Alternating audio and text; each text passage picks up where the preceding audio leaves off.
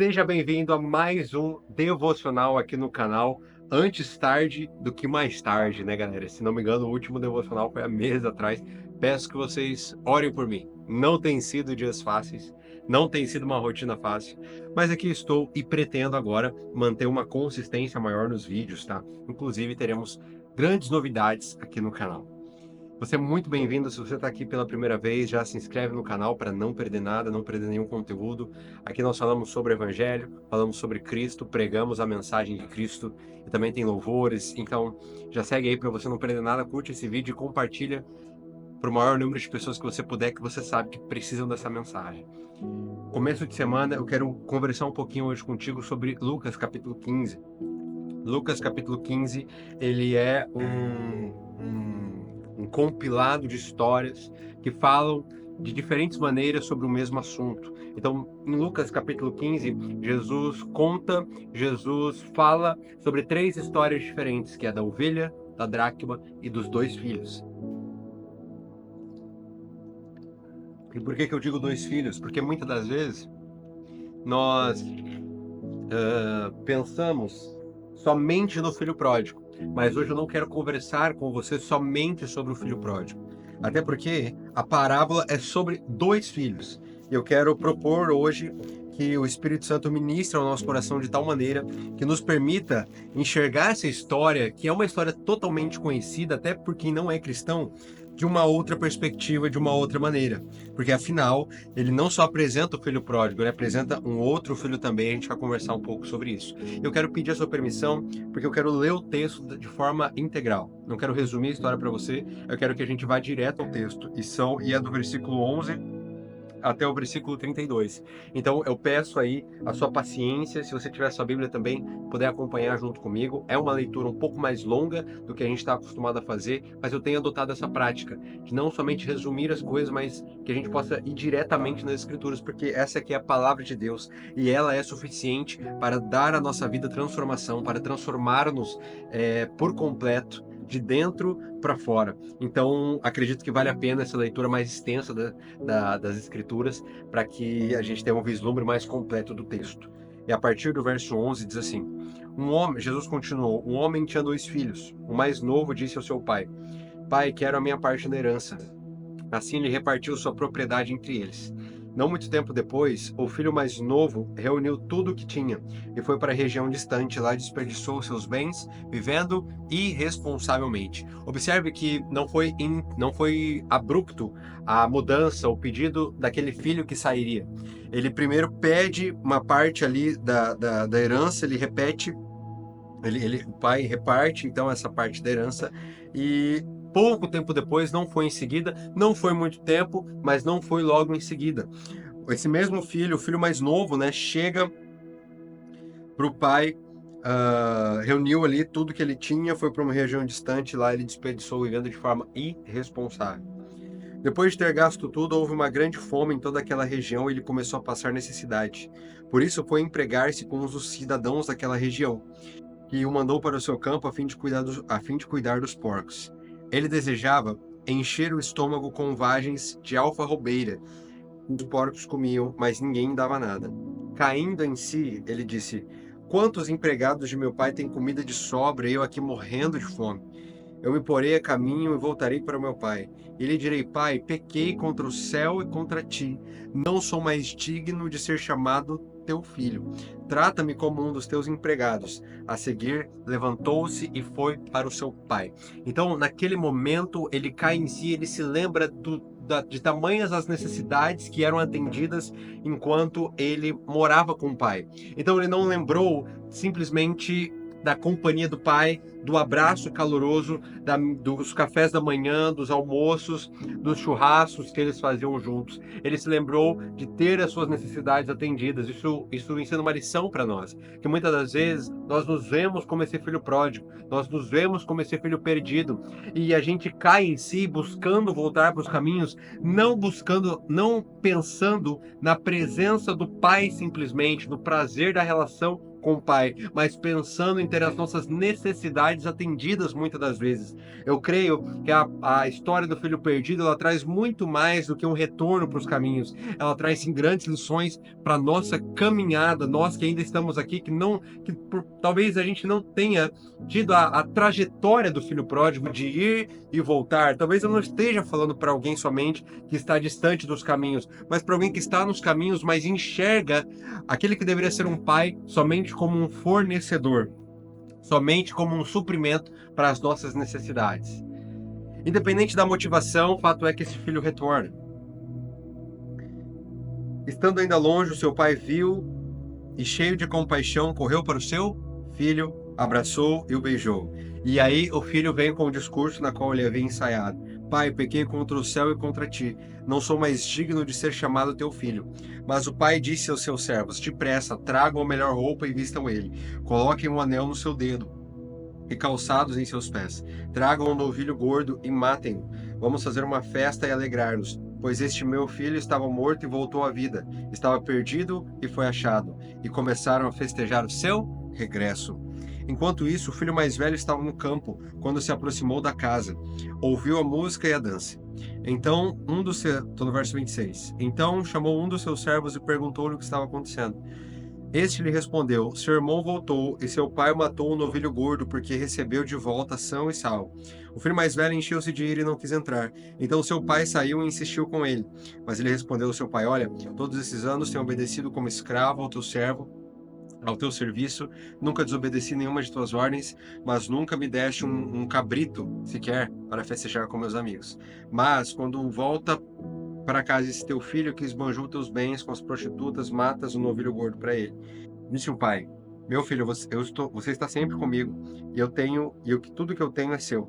Mas nós tínhamos que celebrar a volta desse seu irmão e alegrar-nos, porque ele estava morto e voltou à vida, ele estava perdido e foi achado. É muito difícil nós esgotarmos todas as lições dessa história somente em um único vídeo, mas eu queria conversar também contigo, terminar esse discorrer do filho mais novo e depois conversar sobre o filho mais velho.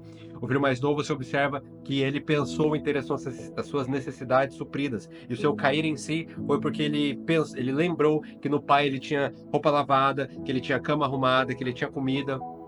E ele já prepara um discurso para se voltar ao seu pai, sabendo daquilo que ele fez de errado, para voltar ao seu pai, se declarando e se prontificando a ser um servo, a ser um escravo, mas disposto a ser um escravo para ter as suas necessidades supridas. Qual não foi a sua surpresa ao pai recebê-lo de braços abertos, dar a melhor roupa, oferecer uma festa em seu favor? Talvez esse ato de amor com o pai, de um filho que estava pensando, que estava simplesmente buscando ser escravo para que voltasse a ter uma roupa limpa, para que não precisasse mais comer com os porcos. Ele só queria isso, e o que ele encontrou ao retornar foi muito mais. Foi um abraço, foi a presença calorosa do pai, foi o pai preparando uma festa em seu favor, foi o pai causando a morte de um novilho em seu favor. Mas também, em contrapartida a isso, e talvez, ainda sobre o filho mais novo, talvez esse amor tenha constrangido o filho mais novo de tal maneira que ele percebeu que existia um bem que ia muito além de ter as suas necessidades supridas. E quando nós voltamos para o caminho do Senhor, é isso que acontece. Nós, além de não ter, é algo que vai além de ter as necessidades supridas, é algo que vai além de você ser suprido materialmente, é algo que vai além dos bens materiais, é algo que vai além das bênçãos, mas sim você percebe que a presença do Senhor vale mais do que todas as coisas. O abraço caloroso de Jesus é aquilo que vale mais do que todas as coisas, mais do que qualquer outra necessidade que possa vir a ser suprida, porque Jesus ele não nos garante uma vida sem dificuldades. Jesus não garante uma vida sem as faltas, mas ele garante a presença dele em todo o nosso viver. E é isso que importa. Sabe, eu creio que nós como igreja vamos começar a ver grandes coisas quando a presença do Senhor, somente quando a presença de Jesus for suficiente para nós. Somente ficarmos satisfeitos com a presença dele e com nada mais. Sabe, a partir do momento que nós nos permitirmos ser preenchidos e satisfeitos nessa presença, não é qualquer vídeo pornográfico que vai me satisfazer, não é qualquer relacionamento casual que vai me satisfazer, não é qualquer festa, não é qualquer noitada, não é qualquer bebida que vai me satisfazer. Sabe, isso são níveis muito rasos e baixos de satisfação. Agora, aqueles que têm os seus olhos voltados para o Senhor Jesus, aqueles que se permitiram ser encontrados por Ele, cara, nada mais satisfaz essa galera.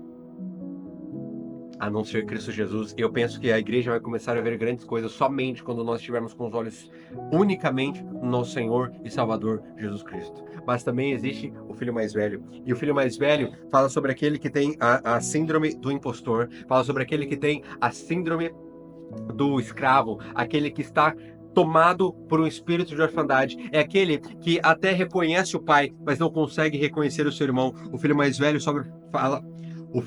fala sobre aquela pessoa religiosa que se adorna de práticas, que se adorna de uma aparência exterior, uma aparente piedade para obter mérito para si mesmo, para barganhar com Deus, porque ele não entendeu realmente o que significa a figura de um pai. E quando ele vê alguém que nos olhos dele não merece receber misericórdia, não merece receber graça, ele fica receoso, ele fica chateado, ele fica com raiva. Por quê? Porque ele tendo na sua mentalidade, a mentalidade de órfão, ele acha que quando alguém se aproxima da mesa do banquete de graça, ele acha que vai faltar para ele.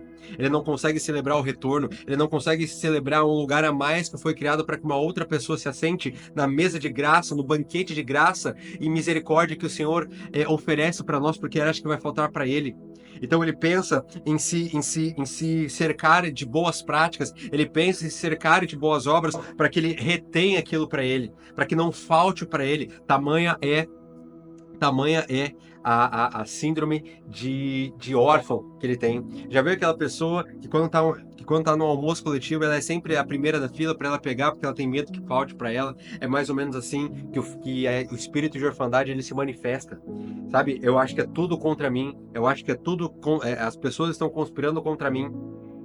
Estão todos contra mim a todo momento. Eu tenho que me preservar, eu tenho que me proteger, sabe? Sabe? A gente começa. Nossa, quando você é tomado por um espírito de orfandade, você começa a quantificar. Quantificar não é a palavra, mas você começa a se desgastar nas relações. Porque às vezes você vai conversando com as pessoas, você fala com fulano daqui, você fala com fulano de lá, e você sempre tenta pegar ali aquilo que ele quis dizer. Não, ele falou isso porque ele queria dizer isso, porque ele queria me afetar. Sabe, você fica nesse jogo o tempo inteiro. Às vezes a pessoa só tá. Às vezes essa pessoa que tem a síndrome de órfão, ela tá sendo ajudada, ela não consegue reconhecer ajuda. Não, fulano tá fazendo isso aí porque depois ele vai pedir alguma coisa. Sabe, é uma prisão realmente. E a gente observa aqui no discurso do filho mais velho, né? Trabalhei para o Senhor como um escravo. E esse não era o intuito do pai. Por isso ele responde: meu filho, tudo que eu tenho é seu. Você sempre está comigo. Seu irmão estava morto, voltou, por isso que a gente está celebrando. Trabalhei para você como um escravo. É isso que muitas pessoas falam para Deus, fazem as coisas, não em formato de expressão, não em resposta ao amor que as amou primeiro, mas sim como uma barganha. Qual tem sido a nossa postura? Filho mais novo, filho mais velho. Quando alguém conhece os caminhos do Senhor, quando alguém se achega, qual tem sido a nossa postura? Sabe, talvez eu esteja falando para alguém hoje que esteja se identificando como um filho mais velho com síndrome de impostor, com síndrome de espírito de orfandade. Ou talvez um filho mais novo que sabe, conheceu os caminhos do pai, decidiu deliberadamente se afastar e hoje sabe que precisa retornar. Hoje é o dia, não é amanhã. Hoje é o dia de nós voltarmos. Sabe, não voltarmos, nos apresentarmos como escravo, alguém que tem que fazer as coisas para merecer algo, não. O favor merecido já foi dado. A gente só precisa descansar nele. E, João, você é contra boas obras? Não. As obras elas têm um papel fundamental. Na verdade, nós somos salvos para algo. Nós somos salvos para a boa obra. Mas observe a perspectiva, você é salvo. E aí sim, como resposta, como expressão desse amor, você permanece conectado na videira, aí sim você pratica. É sobre isso, meus amados. Espero que tenha feito sentido para você. Espero que a gente possa se identificar aí como filhos, nem o mais velho, nem o mais novo, mas como filhos maduros, que entenderam o seu lugar na mesa de graça. Entenderam que quando alguém se achega à mesa de graça, não vai faltar, pelo contrário, o nosso Pai vai providenciar ainda mais. Do jeito que você está, eu quero que você ore comigo neste momento. Querido Pai, estamos aqui diante de corações que estão se reconhecendo como filhos mais novos ou filhos mais velhos. Filhos mais novos, aqueles que desejam retornar aos caminhos do Senhor, que sabem que na casa do Senhor tem roupa lavada, tem comida na mesa, tem graça, tem amor, tem afeto, tem carinho. Nada mais satisfaz além da presença do Pai. Assim como temos aqueles filhos mais velhos que estão dentro da casa, mas ainda não reconheceram nem o pai e nem o irmão. Estão dentro da casa, mas ainda fazem as coisas para poder merecer. Cada obra, cada roupa dobrada, cada roupa lavada, cada arroz feito é sobre aquilo que vai reter para elas uma resposta, um retorno. E não se entregam como expressão do amor que as amou primeiro. Pai, que o Senhor venha trazer a cura para cada um de nós, que o Senhor venha nos levar a dias de maturidade, levar-nos a um caminho de filhos maduros na fé, reconhecendo o nosso Pai e também reconhecendo o nosso irmão. É o que pedimos em nome de Cristo. Amém. Espero que você tenha gostado desse devocional. Se você curtiu, já segue aqui o canal, compartilha esse vídeo para o maior número de pessoas que você puder. E a gente se vê no próximo conteúdo.